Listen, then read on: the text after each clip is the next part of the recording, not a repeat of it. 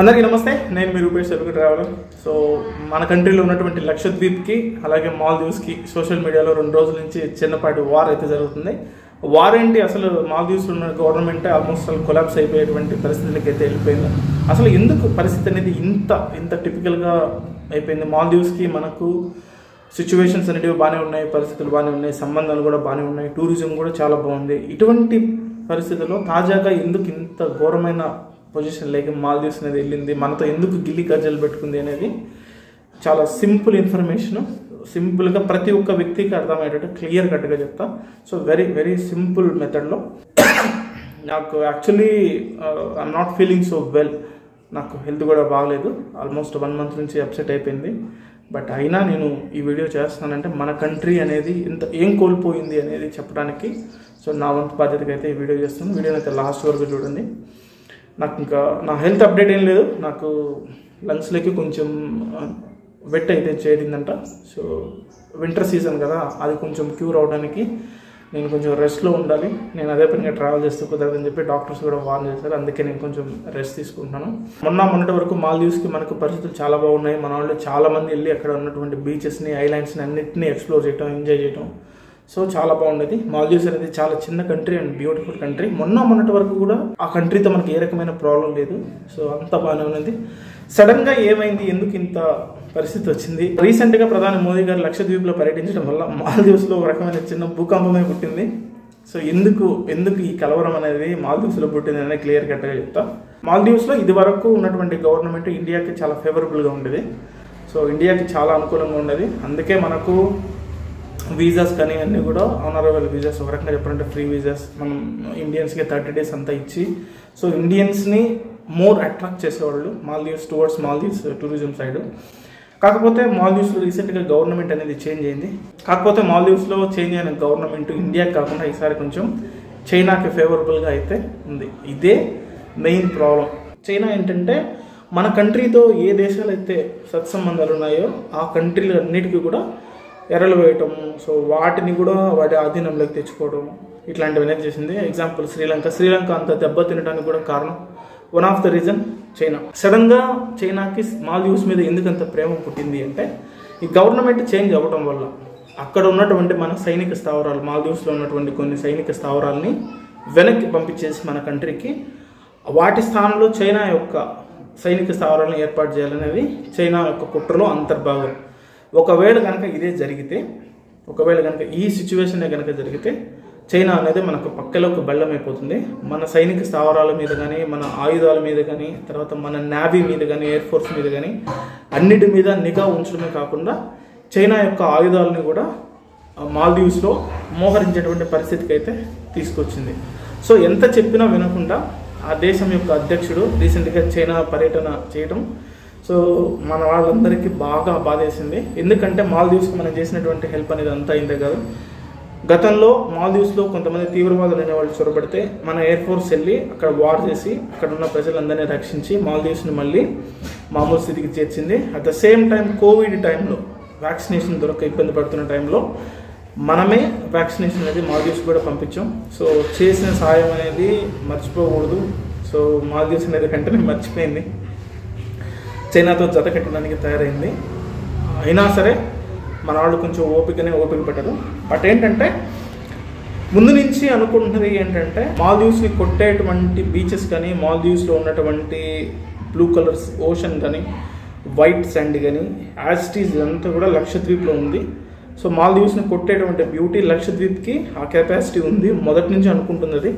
మనం ఏంటంటే లక్షద్వీప్ మనం అడుగులు వేయలేదు, లక్షద్వీప్ వైపు అడుగులు పెట్టలేదు. ఎందుకంటే సేమ్ బడ్జెట్లో మనం ఇంకో కంట్రీని ఎక్స్ప్లోర్ చేయొచ్చు కదా అనే ఉద్దేశంతో ఇదివరకు మాల్దీవ్స్ని విజిట్ చేసేవాళ్ళం. ఏటా ఆల్మోస్ట్ 2 లక్షల పైమంటే మన భారతీయులు వెళ్ళి మాల్దీవ్స్ని విజిట్ చేసేవాళ్ళు. ప్రపంచవ్యాప్తంగా వచ్చేటువంటి టూరిస్టుల కంటే మాల్దీవ్స్ని విజిట్ చేసే భారతీయుల సంఖ్య ఎక్కువ. ఇప్పుడు చూసుకుంటాం, ఫర్ ఎగ్జాంపుల్ 2 లక్షల మంది అంటే ఆల్మోస్ట్ మనిషికి 50,000 పెట్టుకున్నా సరే ఆల్మోస్ట్ 1,000 crores ఇంచుమించు flights, food, resorts, beaches entries కావచ్చు, టూరిజం కావచ్చు, ఫుడ్ కావచ్చు, వీటన్నిటి మీద మాల్దీవ్స్ బాగానే ఎర్న్ చేసింది మన మనీతోటి. సో పర్లేదులే, మన మిత్రదేశమే కదా అని చెప్పి మనం ఊరుకుండిపోయాం. సడన్గా అది ఆ లెవెల్కి వెళ్ళిపోయి చైనాతో సత్సంబంధాలు కొనసాగించేంత పెద్దదైపోయింది. కాబట్టి దాని థ్రెట్ని అదే కొని తెచ్చుకుంది. కాకపోతే మాల్దీవ్స్ లాంటి బ్యూటిఫుల్ ఐలాండ్స్ కావచ్చు, కోరల్ బీచెస్ కావచ్చు, వైట్ శాండ్ బీచెస్ కావచ్చు, ఇవన్నీ కూడా మనకు కూడా ఉన్నాయి, మనమేం తక్కువ కాదు అని చెప్పి మన ప్రధాని మోదీ గారు రీసెంట్గా లక్షద్వీప్ అయితే ఆయన పర్యటించారు. లక్షద్వీప్లో ఉన్నటువంటి బ్యూటిఫుల్ విజువల్స్ అన్నిట్లు కూడా ఆయన సోషల్ మీడియాస్లో షేర్ చేసుకున్నారు. ఇక్కడే వాళ్ళకి కడుపు మండింది. సో వాళ్ళు ఎంత కుట్ర చేసినా మనమేం అనలేదు. కాకపోతే మన ఓన్ కంట్రీలో ఉన్నటువంటి టూరిజంని మనం ఎంకరేజ్ చేసుకోవాలి అన్న మెసేజ్కి వాళ్ళు వెరీ వైలెంట్గా రియాక్ట్ అయ్యారు. వాళ్ళ మంత్రులు ముగ్గురు కూడా చాలా బ్యాడ్ కామెంట్స్ అయితే చేశారు. వాటిలో one of the bad comment, మీరు ఎంత ప్రయత్నించినా మీరు మా మాల్దీవ్స్ లెవెల్కి మీ టూరిజం అనేది ఎదగదు అనేది ఒక కామెంట్. మీ ఇండియన్స్ ఇళ్లలో నుంచి ఇది కొంచెం బాధాకరమైన కామెంట్. ఆవు పేడ వాసన వస్తుంది, ముందు దాన్ని సరి చేసుకోండి అని ఇట్లాంటి కామెంట్లు అవన్నీ చేశారు. సో మన వాళ్ళందరికీ కడుపు మండిపోయింది. సామాన్య నుంచి సెలబ్రిటీస్ వరకు అందరూ వెరీ అసలు రియాక్ట్ అయిన పద్ధతి అయితే అసలు చాలా బాగా అనిపించింది. అందరూ ఒకే తాటిపైకి వచ్చి ఒకే యూనిటీగా బాయ్కాట్ మాల్దీవ్స్ అనే హ్యాష్ట్యాగ్ ట్రెండింగ్ చేయడం మొదలుపెట్టారు. ట్విట్టర్లో కావచ్చు మొత్తం దుమ్ము లేసిపోయింది. దెబ్బకి నిన్న ఒక్కరోజే almost 10,500 hotel bookings, almost 5,500 flights అయితే flight bookings tickets almost cancel అయ్యాయి. ఒక పెద్ద సంస్థ ఈజ్ మై ట్రిప్ ఆ కంట్రీకి మొత్తం ఫ్లైట్ బుకింగ్ ఆప్షన్ తీసేసింది. సో దెబ్బ మీద దెబ్బ పడింది. మొత్తం ఆ ముగ్గురి మంత్రులు ఎవరైతే మన కంట్రీ టూరిజం మీద కానీ మన మోదీ గారి మీద కానీ సో కామెంట్ చేశారో వాళ్ళందరినీ ఆల్మోస్ట్ పీకేసింది వాళ్ళ జాబుల్లో నుంచి. లాస్ట్ నైట్ చూసుకుంటే ఆల్మోస్ట్ ఆయన ఎవరైతే ఉన్నారో మాల్దీవ్స్ అధ్యక్షుడు ఆయన మీద అవిశ్వాస తీర్మానం పెట్టే లెవెల్కి అయితే వెళ్ళిపోయింది. సో ఎందుకంటే మెయిన్ మాల్దీవ్స్ ఆధారపడి బ్రతుకుతుంది టూరిజం పైన. సో టూరిజం పైన ఆధారపడి బ్రతుకుతున్నప్పుడు పక్కనే ఉన్నటువంటి ఒక అతిపెద్ద దేశం, అతిపెద్ద పాపులేషను, ఆ కంట్రీ నుంచే మనకు టూరిస్టులు ఎక్కువ వస్తున్నప్పుడు గువ్వ మూసుకొని అయితే ఉండాలి. ఇట్లాంటి బ్యాడ్ కామెంట్స్ అయితే చేయకూడదు. ఎందుకంటే బ్యాడ్ కామెంట్స్ చేస్తే గువ్వ పక్కన కొట్టడం అనేది మనకు ఎక్కువ పెట్టిన విద్య. అది మాల్దీవ్స్ చైనాతో జతకొడితే మనకు వచ్చే ప్రాబ్లం ఏంటి అనేది చాలా మందికి తెలియని విషయం. సో మాల్దీవ్స్ కనుక చైనాతో జత కడితే చైనా యొక్క ఆయుధాలు కావచ్చు, వెపన్స్ కావచ్చు, నావెల్కి సంబంధించినటువంటి సబ్మెరైన్స్ కావచ్చు, అవన్నీ కూడా మాల్దీవ్స్లో వాటి సైనిక స్థావరాలుగా ఏర్పాటు చేసుకుని మనకున్నటువంటి వ్యవస్థ మీద, సైనిక వ్యవస్థ మీద, మనకున్నటువంటి ఆయుధాల మీద, మనకున్నటువంటి పోర్ట్స్ ఏవైతే ఉన్నాయో పోర్ట్స్ మీద సో పక్కలో పల్లెంలాగా తయారయ్యేటువంటి అవకాశం ఉంటుంది, నిఘా పెంచేటువంటి అవకాశం ఉంటుంది. ఈ ఉద్దేశంతోనే చైనాతో మాల్దీవ్స్ని కొంచెం దూరంగా ఉండమని చెప్పారు. అయినా కూడా మాల్దీవ్స్ అనేది వినిపించుకోకపోవడంతో మన వాళ్ళు చేయాల్సిన పెళ్లి మొత్తం చేశారు. ఏ కంట్రీలో చూసినా పర్యాటక ప్రాంతాలు ఉంటాయి, బ్యూటిఫుల్ టూరిజం స్పాట్స్ ఉంటాయి. సో ఏ కంట్రీకి ఉండాల్సిన బ్యూటీ అనేది ఆ కంట్రీకి ఉండనే ఉంటుంది. సో ఎవరో తక్కువ కాదు, ఎవరో ఎక్కువ కాదు. నీకుందని చెప్పి మిగతా వాళ్ళని నువ్వు మా లెవెల్కి ఎదగలేవు అనటం అది గువ్వ బలుపు అవుతుంది. సో ఆ గువ్వ బలుపుని మొత్తం మన వాళ్ళు కరగదీసేసారు. నిన్న ఒక్కరోజే ఆల్మోస్ట్ నాకు అర్థం చేసుకోండి అది ఏ లెవెల్కి వెళ్ళిపోయింది. నిన్న ఒక్కరోజే ఆల్మోస్ట్ 10,500 హోటల్ బుకింగ్స్ అయితే క్యాన్సిలేషన్ అయ్యాయంటే అది అసలు మామూలు విషయం కాదు. సింపుల్గా చెప్తాను, every year 2 lakhs people Maldives visit చేసినా పర్ పర్సన్ 50,000 రూపీస్ పెట్టుకున్నా సరే 1000 crores. సో 1000 crores అనేది మన మనీ అక్కడికి వెళ్ళిపోయింది. మాల్దీవ్స్ కరెన్సీ కూడా మన కరెన్సీ కంటే ఎక్కువే.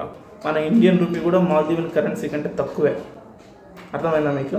సో అతి చిన్న దేశం మాల్దీవ్స్, ఆల్మోస్ట్ 6.5 lakh పాపులేషన్ ఉంటుంది. కానీ దానికి ఉండాల్సిన బుద్ధి మాత్రం ఇది వరకు ఉన్నది, ఈ మధ్యలోనే పోయింది. సో మాల్దీవ్స్ పాపులేషన్ తీసుకుంటే 6.5 lakh.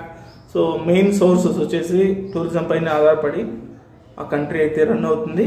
కానీ ముడి సరుకులు ఏవైతే ఉన్నాయో మొత్తం రైస్ కావచ్చు, పప్పులు ధాన్యాలు కావచ్చు, ఆయిల్స్ కావచ్చు, ఇట్లాంటివంతా కూడా మన కంట్రీ నుంచి వెళ్ళాలి.